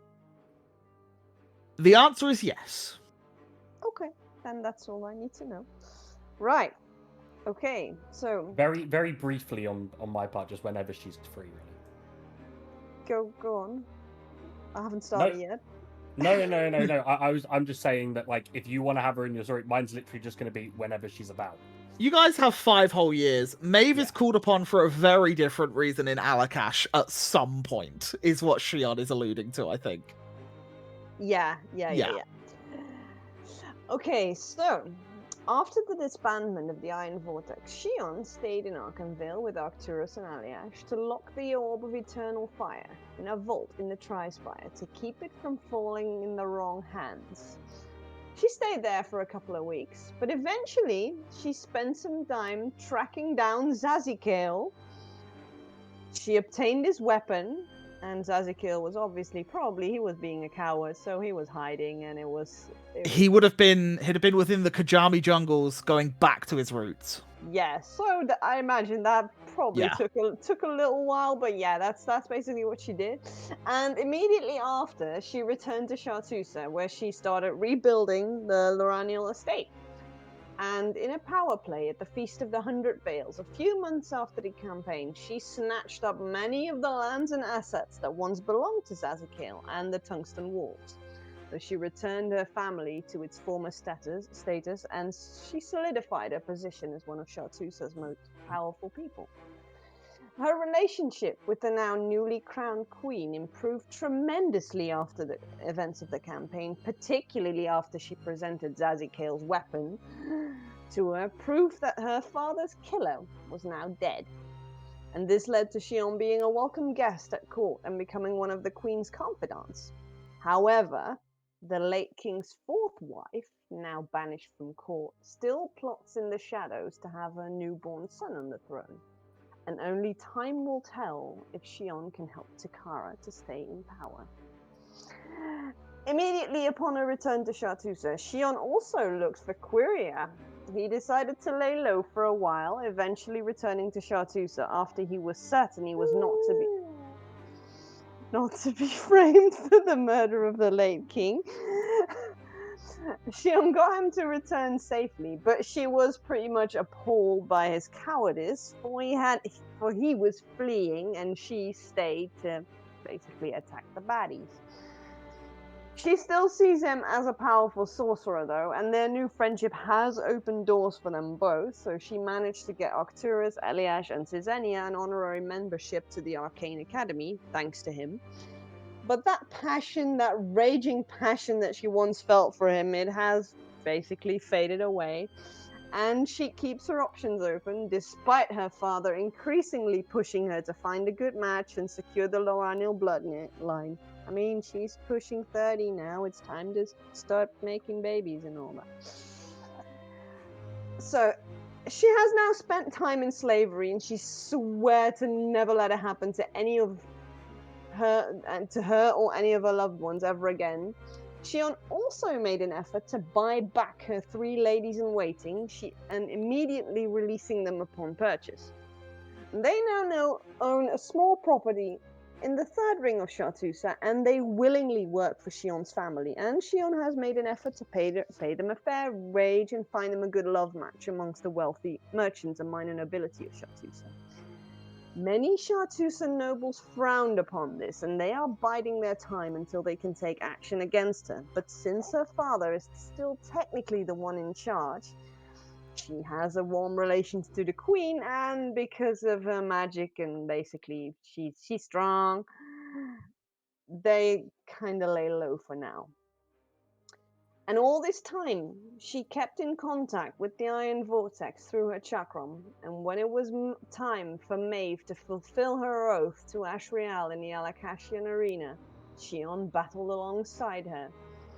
Apart from that one time, she never set foot in Alakash again, oh no. She did, however, go back to the icy lands of Kuvak with Arcturus to seek out Alessandra and to thank her for her help. She also made frequent visits to the Warden's Roost to spend time with her former comrades. And now, due to the Iron Vortex having to leave Chartusa prematurely, Chartusa had not contributed to the war, and only a handful of people were aware of what happened in the Spires of Ash. And therefore, business in Chartusa is the same as it always has been, except for one thing. If there is a crisis at hand, the Iron Vortex will stand ready. Very nice. Very, very good. I like that a lot. That's awesome. Yeah, so Shion does not find her suitor even after 5 years. Maybe a little bit more time will pass before she does. But yeah, she is a very influential and powerful figure within Chartusa. And across, I imagine, all of Quirin. I think most Krakadoon, Alakash would have all know of her and the powers that she possesses. And yeah, I think she's a very sought after woman, especially in her later years as she gains a little bit more renown within Chartusa itself as well. But yeah, it's a double-edged sword because there's also Yeah. a lot more and more people wanting her head, basically. For sure, yeah, 100%. She's a very important figure to the Queen and to Chartusa. So those outsiders may seek vengeance at some point. But yes, thank you very much for that. Carvox, why don't we go with you next? I'm going in the order of Discord, if you haven't noticed. I can tell. Yes, yes, I'm aware. Yeah. Okay. So Carvox, I hopefully it's short and sweet. I've written a little story for the next 5 years. I think it's very good because you sort of pick up immediately where he just said goodbye to everyone in the party. So, in the aftermath of his final battle against Malakesh, Carvox Blighthorn, the esteemed bard, found himself standing amidst the wreckage, his heart heavy with both sorrow and triumph. Upon reaching the surface, he later learned of the sacrifice his uncle Torax had made, leading the Braves into their final battle to the front lines. He felt a profound shift within him. Carvox had now technically fought alongside the Braves, albeit in most of their final moments. And though this victory had brought closure to their spirits, it also closed a significant chapter of his life. As the sun dipped below the horizon, he made a decision that surprised his companions. He chose not to return with them. With a heavy heart and a determined spirit, Carvox embarked on a new journey, one of solitude and introspection. In the years that followed, Carvox embraced his status as a living legend. He traveled the lands of Veritas, not as a warrior, but as a mentor and a guide to aspiring musicians. His concerts became renowned not just for their electrifying music, which he played, but for the opportunities he provided to young talents. He released 3 new tunes, Vigor, Silvery Barbs, and Vortex of Iron, all of which were extremely well received across Veritas. Carvox aided in establishing music schools in various cities, offering education to those who dreamed of creating melodies and harmonies paid for by the coin his concerts would rake in. Under his guidance, countless individuals discovered their musical talents, their notes weaving stories and emotions that resonated with the hearts of listeners. Carvox became not just a performer, but a beacon of inspiration, reminding people that the power of music could heal wounds, bridge gaps, and bring joy, even in the darkest of times. Until one day, he left it all to the next generation of musicians. His time had passed. He wandered the world, his steps guided by the rhythms of his music and the melodies that echoed in his soul. The world became his canvas, and his music, the paint that colored his experiences. Rumors began to spread like wildfire across Veritas. Some said they had glimpsed the mighty Minotaur in distant lands, playing his axe lute beneath the starlit skies. Others whispered of enchanting tunes that seemed to come from nowhere, captivating listeners in bustling marketplaces and quiet villages alike. Those who searched for Carvox never found him, but instead, it was his music that found them. Travelers would encounter a weathered parchment, bearing musical notes and cryptic lyrics, seemingly left behind by the elusive bard. The melodies held a mysterious allure, drawing in musicians, poets, and dreamers from all corners of the continent. In every corner of Veritas, Carvox's legacy lived on through the songs inspired by his enigmatic presence. His compositions, infused with the wisdom of his adventures and the depth of his emotions, became anthems of hope, courage, and love. Musicians who played his tunes felt an inexplicable connection, as if they were channeling the very essence of the bard himself. As the years passed on, Carvox became a legend of whispers and echoes, a mythical figure in the bardic community, whose music continued to touch the hearts of all of those who listened. He wandered tirelessly, leaving behind traces of his artistry in every town he visited. His legacy was not of grand tales and heroic deeds, but of the transformative power of music. And so, the tale of Carvox Blighthorn, the great, big Minotaur bard, faded into the annals of folklore. His name became synonymous with not just Minotaur pride or bardic excellence, but with the boundless potential of every soul to create something beautiful. His influence lived on, echoing in the songs that reverberated throughout taverns, concert halls, and bardic academies, reminding Veritas that music was a universal language that could inspire, heal, and unite the hearts of all who listened. Though Carvox had seemingly disappeared, his music endured, weaving through the fabric of Veritas, a reminder that even in silence, the echo of a soulful melody could still inspire the world. And that's where we leave Carvox. Yeah, as Carvox, like you said it yourself, seemingly disappears from sight.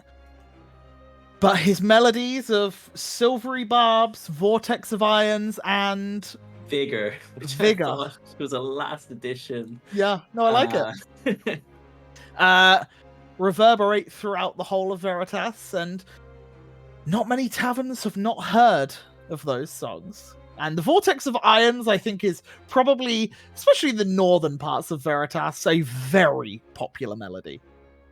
But yeah, that's Carvox's story over the next 5 years.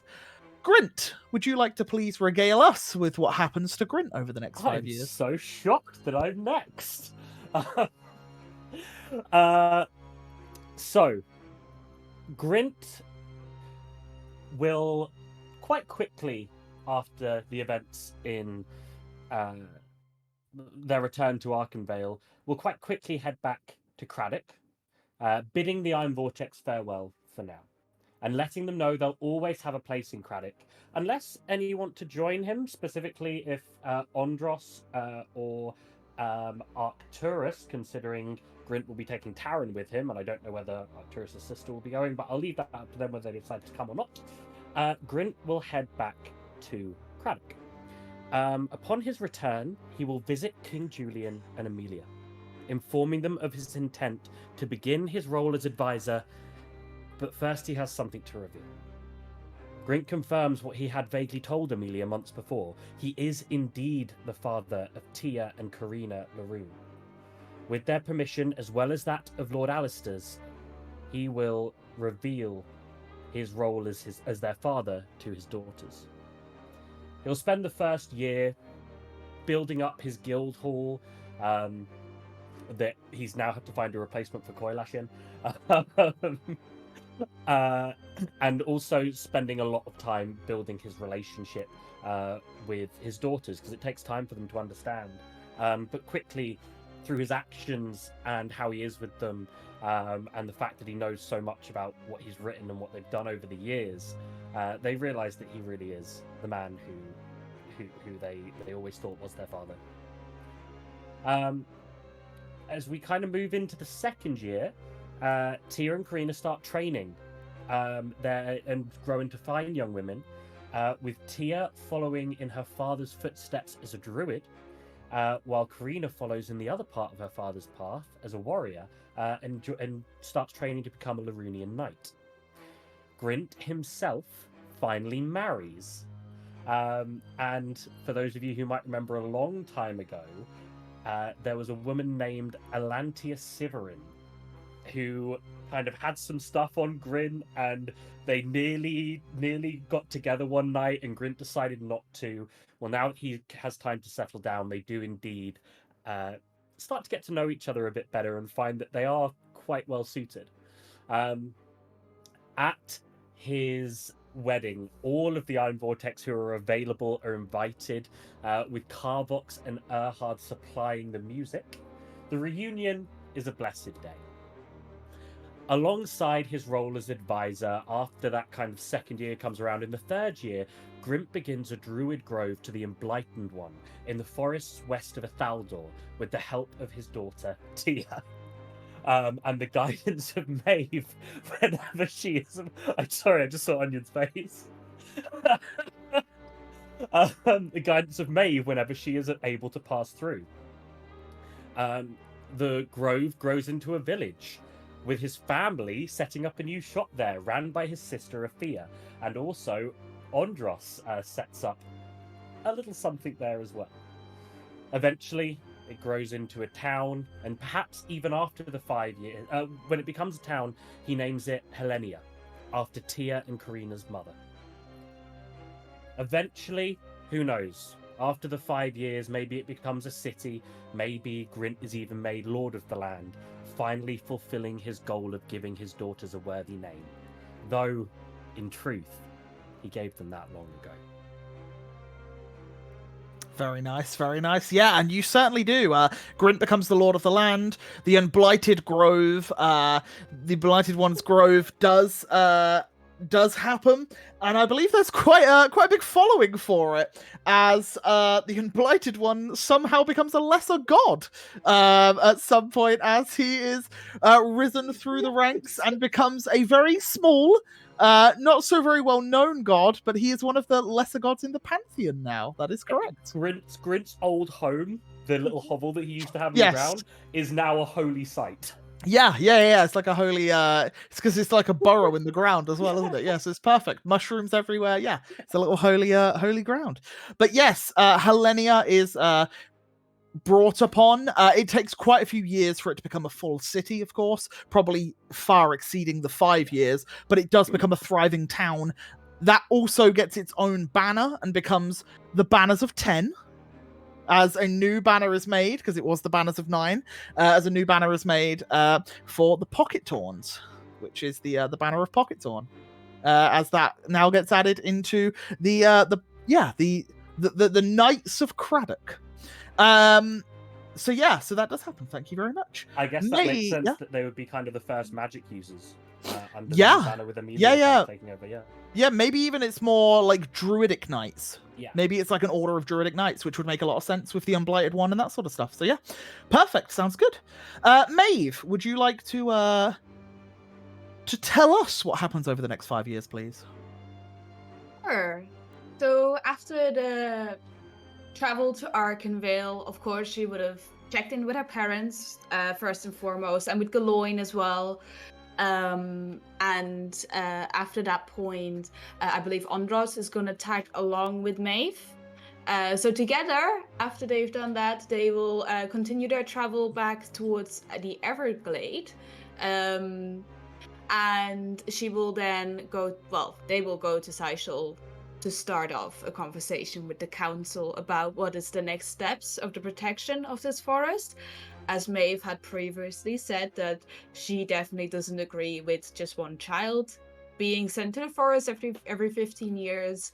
And she'd also picked up on some rumors on the Unbound potentially being sent there. Correct, yes. So, sort of depending on what she can agree on with the council, she will offer to set up her own grove within the Everglade, and welcoming the Unbound, as she feels she can provide correct training, as her barbaric form is also able to control her wild shapes, and she is planning to have them help her protect it, as it will at the same time provide a safe place for them. Yeah, that's absolutely perfect. Yeah. And with that, I think word goes around that also anyone else that believes in the way that she does things is more than welcome to join this new Druid Grove that is a little bit alternative to most. Yeah, certainly. Also, I just want to add that any time in these 5 years, Sox is always welcome to leave. She would have told him that. If at any point he says, see you later, he's also welcome to stay and grow into a big, tall mushroom. Yeah, over 5 years, Socks would probably end up growing almost to full height. As Socks is around about 6'5" when Oh, he that's fully cool. grows over. He's not even full height. He's still got about another half a foot to go. Is he fluent in Sylvan? I assume you probably end up teaching him Common as well, but he Oh, yeah, definitely if is he fluent can, in yeah. Sylvan, yes. And yeah, Yeah. over 5 years of you teaching him, they grow pretty quickly. But obviously, you guys in the campaign was only a few months. Hmm. This is literally like as he goes into that sort of like teenagehood, he gets that big sprout where he like really starts to grow and flourish. He's quite wide. He's not like fat, but he's like, you know, stocky. He becomes like this huge mushroom man as a awesome. 6'5" sproutling, not quite fully grown. They grow to about 7 foot. Yeah. No, that's awesome. And then you need to stop me if at any point I get called up on Alakash. No, it's all but good. whenever in essentially, so In the Andros is last year is when Alakash calls. Okay. Yeah. Andros can stick around because for as long as he wants, which I think is gonna turn out to be about 2 years-ish. We talked about that. And what Maeve will do is she will start planting cherry blossom trees all around the Everglade, which after 5 years, I don't know how much they will grow, but if you don't know, they're the big pink trees. So she wants to she doesn't want to build a temple for Kalir, but she wants to make it a welcoming in the name of... I would also say, you are a druid. You can definitely increase the growth of trees whenever you wish. True. Like you're more than enough talented to do such a thing. Yeah, this is true. But so pink trees get planted all around the Everglade to represent that this is now what it is. And yeah, she will stay in contact with the Anthis because to her knowledge, she is not done with her mission of fighting corruption. This is not done in the world, and she will continue to travel out, and she will contact Callum occasionally if she feels missions that she's sent on are maybe a little bit out of her caliber. And Andros will, I assume, for the time he's there, tag along with these as well. And yeah, she will counter corruption where she can. And she will also stay in contact with Grint, because as far as she now has heard, he also has a druid grove. So Maeve will still be busy traveling around a lot. If she's not in the Everglade teaching her ways, she's traveling and doing missions. And Grint will actually send his daughter, Tia, to learn from Maeve at her grove. And whenever Maeve arrives at the Unblighted One's grove, with Socks is heralded as some sort of like being of the Unblighted One. Because of his mushroom form and the way that the Unblighted One is, he is deemed as like a child of the Unblighted One. Oh, bless him. Yeah. And yeah, I mean, like, I think she's always sort of waiting for that one time she'll just be bounced into the arena. But as the years pass, I imagine she also grows stronger and more confident. And she would have made a point to everyone after saying goodbye that, you know, you're always welcome to come to the Everglade. That is where I'm planning on going. And she will keep in touch with her parents, with Callum, Andros, of course, and Grint, and everyone else. Who wants to come is always welcome. And yeah, I think that's sort of the first 5 years after Malakesh. Very nice, thank you very much. And then eventually it's called upon by Ashrael to enter into the arenas, as promised quite some time ago for her at that point, where she does have to fight in the arenas, and I believe Shion comes to her aid to assist in that fight. Probably a few of the others, if reached out upon, you'd probably all be called in to fight alongside her as well. But yeah, that is Maeve's story. One thing I do want to add is when you do set up the grove in the Everglade, Saishil do pardon your father for his crimes in Elenasta on the pretense that he lives within the glade with you. So keeps with the Unbound. So he would have, because he is Unbound as well, technically. He is then forced to live with you, which your mother, your brother and your father all come and live with you. They come live, not with you, but like in the same glade. Yeah. Yeah, that's actually great because it means there's someone in charge if Maeve is out. Yeah, perfect. So yes, that's just something that I wanted to add there. But yeah, otherwise, perfect. Before we go to Andros, I'm actually going to go to Arcturus first and ask Arcturus what he does. Oh, I was muted. After the chaos that happened at Spice Vash, Arcturus actually had an epiphany. He realized he was more a scholar than he was a fighter. So alongside Eliash and Shion, he returned and actually stayed in Arkenville, the one place on this plane where he felt completely at ease, a place he now lovingly can call home. Like already been told, the orb of eternal fire, with its incredible power, had to be protected from those with dark intentions.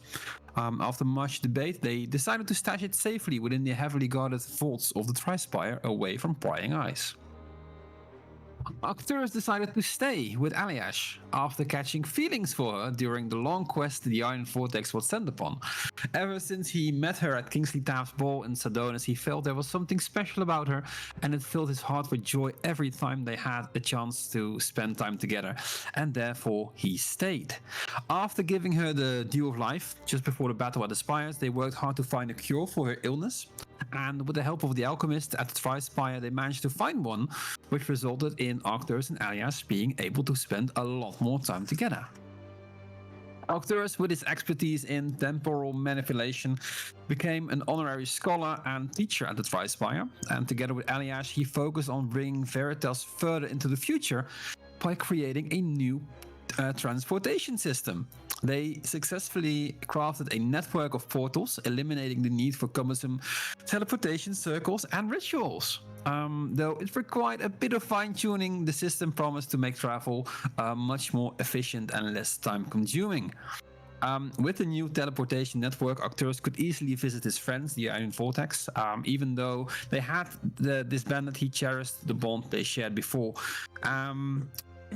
Together with Shion, he returned to Kuvak to thank Lady Alessandra, the Oracle, for her rescue from Malekith's clutches. He also made regular trips to Saishul, looking if Grint would be there, and also overseeing the Department of Magic he established after calling in the favor from the Echoes. He cheered upon Maeve in the arena of Alakash. He didn't fight with her because obvious reasons. And he checked in on Andros, Erhard, Maeve, and Grint wherever they were on their own adventures. Occasionally, he even discreetly attended Carvox's concerts, opting to stay in the background. When visiting Quirin, he always spent time with Shion and her father whenever he was near Shatusa. But what drew him most was the urge to reconcile with his sister Sesenia, who moved back to Craddock following her Terran, where she decided to use her knowledge to help the people of Craddock to the best of her abilities. It was time to bury the hatchet and rebuild a relationship, and with each passing year, they grew closer. And in the meantime, he also got to know Terran a bit more, finding him a much suited person to be his sister's spouse, eventually accepting him as a family member. In the years that followed, Arcturus was granted the title of Professor and Headmaster of Temporal Affairs at the Trispire. His role was now to manage and contain the growing use of temporal magic, and although now used to travel faster than ever, temporal magic also held the power to open portals to other realms and potentially unleash malevolent forces into the realm. Arcturus hesitated to let anyone else handle this raw and dangerous magic, and only he knew who to call upon in times of danger. The one group he trusted implicitly, the Iron Vortex. Lovely. Very well done. I love that a lot. I absolutely love that Arcturus becomes the headmaster of temporal magics. That it's so, yeah, it suits him so well. I love it. That's awesome. Thank you very much. And now, yeah, I guess Northern Veritas has its teleportation network set up a little bit better. So visiting each other in the cities and such is probably a lot easier. And I imagine there's probably a secretive one to somewhere in Chartusa to visit Shion occasionally as well. Maybe not so publicly known on that one. But yeah, that's awesome. Thank you. you. And then lastly, I guess we go to Andros. Back to where he began, a man with no known purpose, no clear intention on making it back to Fortis anytime soon, due to the information his father had recently told him. He speak to his father, the council, and King Bernardo, letting them know if they ever needed him to just call upon him and to make contact with him. He'd leave Arkenvale with Maeve, offering his help to her in whatever endeavor she plans to go, using that time to allow himself to grow and to learn more and find a new purpose in his life. He'd go with Maeve to Elenasta, where he helps her set up her grove, where he'd also help the Unbound work with them for quite some time, and maybe take some odd jobs from Elenasta when they need him for it. During his time there, he would train, keep bettering himself, and again, find a purpose. After this, he would leave, make his way back through Arkenvale, where he'll make a stop, spend some time with his dad, and spend some time with Kingston Bernardo, and of course, maybe take an odd job. Who knows? After that, he'd make his way down to Craddock, asking if Arcturus and Eliash can give him a ride, or he'll just walk, depending. Arriving to Grint's new grove/city, he'd set up his own home, asking Grint permission to create his own group and to offer his services to Grint if he needs him. Andros would begin his own group called the Scarlet Scarab, a group similar to the Requisition but a different purpose: to work for cities and villages across northern Veritas for bounties, to investigate phenomenons, and to slay powerful beasts, growing into his role as a leader with asking guidance from Grint. The Scarlet Scarabs being a group named after Decatha, still showing his loyalty to her, being thankful she gave him a chance and asked for her help, for help she has given him for his time during his journey with the Iron Vortex. He'd send word to not only friends, but also recruiting on his way, being rather picky with who he allows to work within the group. He'd begin to settle down, possibly even finding someone who resides in the grove, or even a member of the Scarlet Scarabs.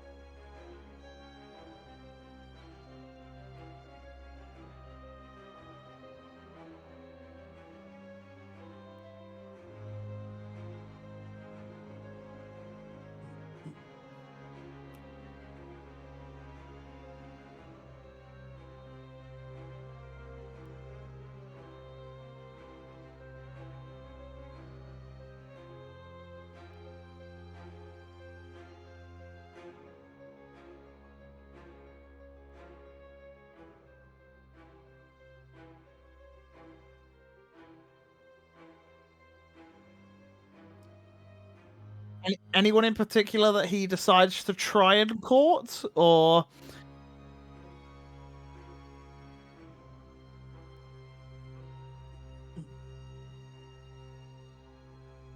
Mm-hmm.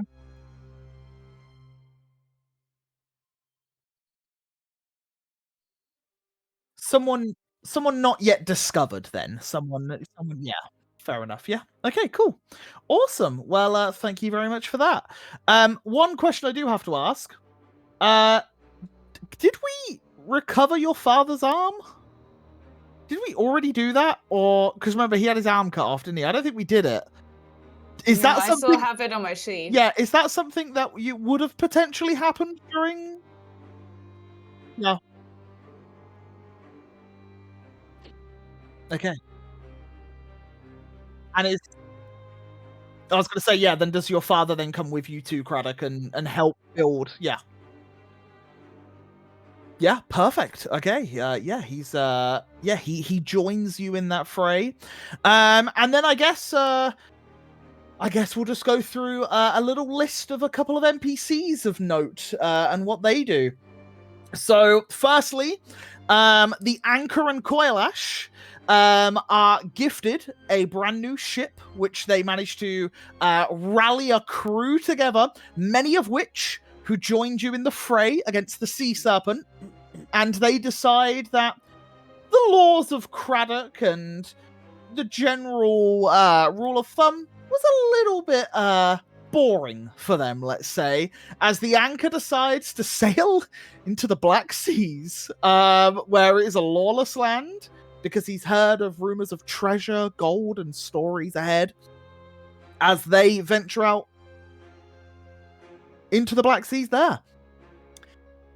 Their adventures, whatever happens, is not to anyone's knowledge as they head on out and explore.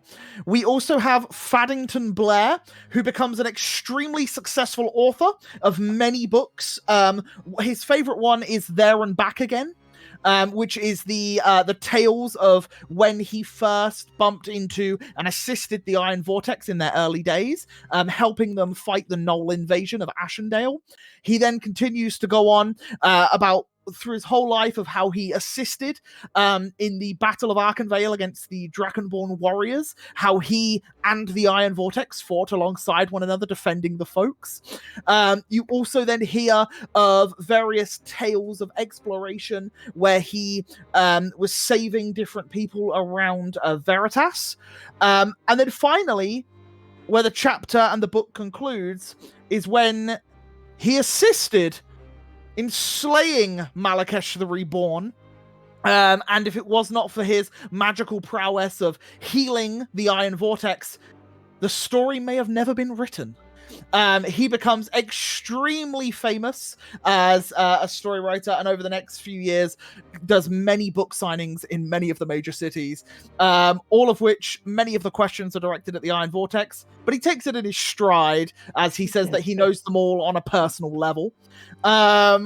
Contessa obviously spends a lot of time with Erhard, traveling around and assisting him, but in her free time begins to train the young jousters of Essen for a small time, and also gains the title of a Knight of Arkenvale at one point for her heroic deeds within everything that happened there, and is knighted where her father attends the knighthood and is very proud of Contessa. And then she continues on her journeys and enters the Feywild for the first time, which is very throws her quite a lot.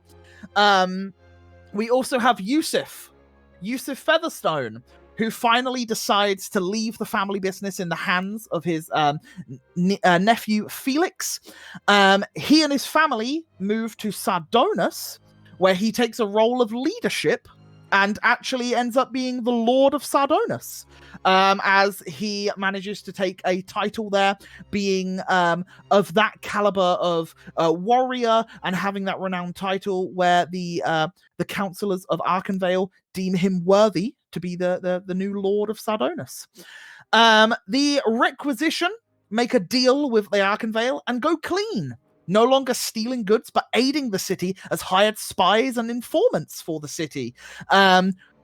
Kingston Bernardo still does the sly deal here and there, but primarily is a good man, at least in the eyes of the law.